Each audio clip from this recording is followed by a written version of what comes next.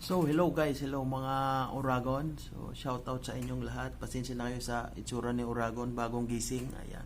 Kakagising ko lang, nag-open ako ng Facebook, may nakita akong post ng mga vlogger katulad ni Foreign Germs at saka ni Koy sa AJ Vlog. Ayan, shout out kay Foreign Germs, kay Koy's AJ Vlog. Alright, nakita ko sa post nila, habang nag-i-scroll ako ng Facebook, ayan, na si Sun H daw ay pumanaw na yon. Kaya nagulat ako kasi fan din tayo ni Sun H. Ayun, marami siyang napapasaya. Nakita ko na pumanaw na daw. So, hindi ko lang alam kung sure o totoo na yon kasi nakakagulat lang. So, kaya gumawa ako ng reaction or ito kasi yun, nakikisimpatya tayo sa pamilya ni Sun H, tsaka sa kanyang girlfriend o asawa ba, si Sanye.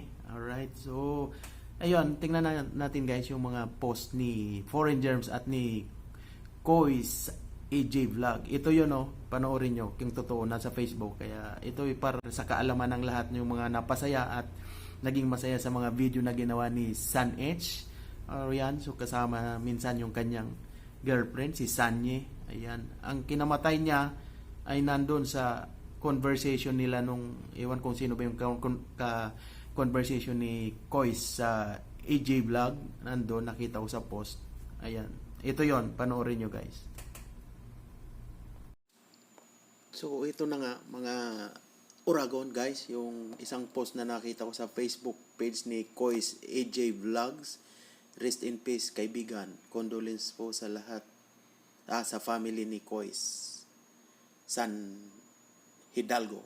Sa San H pala, Hidalgo yon, kaya San H, San Hidalgo. So, ayun. So, totoo nga siguro na, ayun, pumanaw na si San H. So, nakikiramay tayo sa kanyang pagkawala. Alright. Ayan, so, ayan pa, yung mga naging conversation nila dati ni San H. Ayan, Ayan, So, nakakalungkot lang kasi marami din tong napasaya. Ayun, ang sanhi ng pagkamatay ni Sun H, ito yung napag-usapan nila ito yung bangka conversation ni Koy's AJ Vlog. Ayun, carjack, white tulog, tas hago. White tulog, tas hago. So, naging dahilan ay walang tulog, tapos nag-dive, tas gi-atake dayon ng carjack. Yun. So, kulang sa tulog, nag-swimming siguro, nag-dive, inatake habang nagsisisid o nag-dive siya, sumisid. Kaya yun. So, nakakalungkot man na isipin, wala na yung isang vlogger o video creator na nagpapasaya sa mga tao, mga prank na ginagawa niya pero masaya. So, sayang lang. Isipin, nakakalungkot. So, naka-follow din tayo kay Sun H, naka-subscribe tayo doon. So, condolence po sa buong pamilya ni Sun H at sa kanyang asawa or girlfriend. So, ito.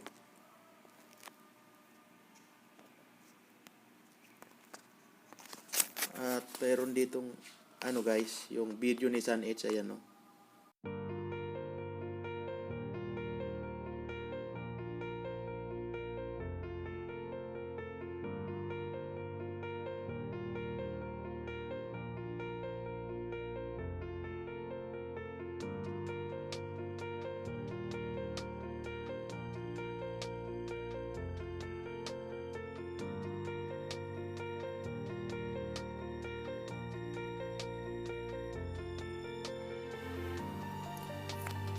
So, ito guys, yung post ni Foreign Germ sa kanyang Facebook page. Ito nga na si Sun H ay pumanaw na. So, simpatya tayo sa pagkawala ni Idol Sun H. Marami tong napasaya sa kanyang mga video na mga prank. Ayan. So, nakakagulat lang makita ang post na ganito kasi si Sun H ay magaling na prankster. Bigla-bigla na lang na namatay. Ayun. So, ayun na nga. Kung totoo man talaga yon, kung confirm talaga na namatay nga si San Edge, ayun. Sad to say, San Edge, maraming salamat sa mga video na nagawa mo, na napasaya mo yung mga tao. Isa na ako doon na napasaya mo. Ayan, followers mo ko, subscriber mo ko. So, condolence sa Hidalgo family, San Hidalgo, at sa kanyang girlfriend or asawa ba, si Sanye. Alright. Nakikiramay po si Oragon, Bicol Express, the Oragon. Alright, maraming salamat. So, ayan guys, nakakalungkot lang. So, maraming salamat. Bye-bye.